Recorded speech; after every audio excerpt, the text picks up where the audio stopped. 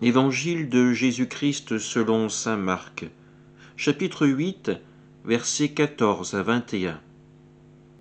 En ce temps-là, les disciples avaient oublié d'emporter des pains. Ils n'avaient qu'un seul pain avec eux dans la barque. Or Jésus leur faisait cette recommandation. Attention, prenez garde au levain des pharisiens et au levain d'Hérode. Mais ils discutaient entre eux sur ce manque de pain. Jésus s'en rend compte et leur dit « Pourquoi discutez-vous sur ce manque de pain? Vous ne saisissez pas, vous ne comprenez pas encore?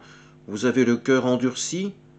Vous avez des yeux et vous ne voyez pas, vous avez des oreilles et vous n'entendez pas. Vous ne vous rappelez pas? Quand j'ai rompu les 5 pains pour 5000 personnes, combien avez-vous ramassé de paniers pleins de morceaux? Ils lui répondirent, 12.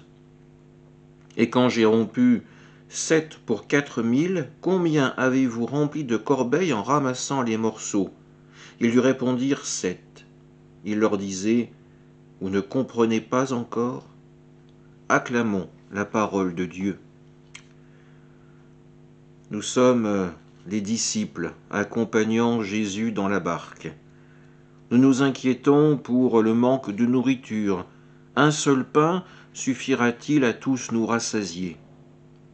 Jésus nous le rappelle, par sa présence, par l'action du Père, des foules entières ont pu être rassasiées. Il en est resté 12 paniers pleins ou encore 7.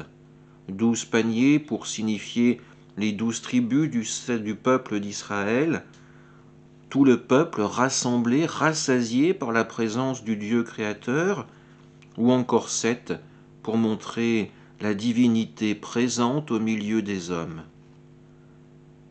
Ces disciples, ils nous représentent, ils sont aveuglés par les soucis du jour, leur cœur est plein de doutes. Jésus est là pour lever ces doutes, pour nous redonner cette confiance, cette espérance. Oui, il est le véritable pain, la véritable nourriture dont nous avons besoin pour avancer sur le chemin de la foi. Quand nous allons communier, quand nous recevons le pain avec nos frères et nos sœurs dans l'Église, eh bien nous appartenons à un seul peuple, le peuple de Dieu, celui qui veut faire de ce monde un monde meilleur où pourra régner l'amour et le pardon.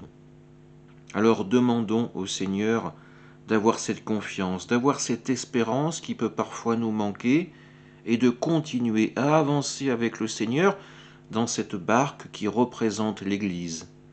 Oui, il y a parfois des difficultés à rester à l'intérieur, mais nous le savons, c'est là que Dieu se révèle et qu'il nous donne son corps, qu'il nous partage son sang pour nous permettre d'avancer sur le chemin de la vie éternelle. Amen.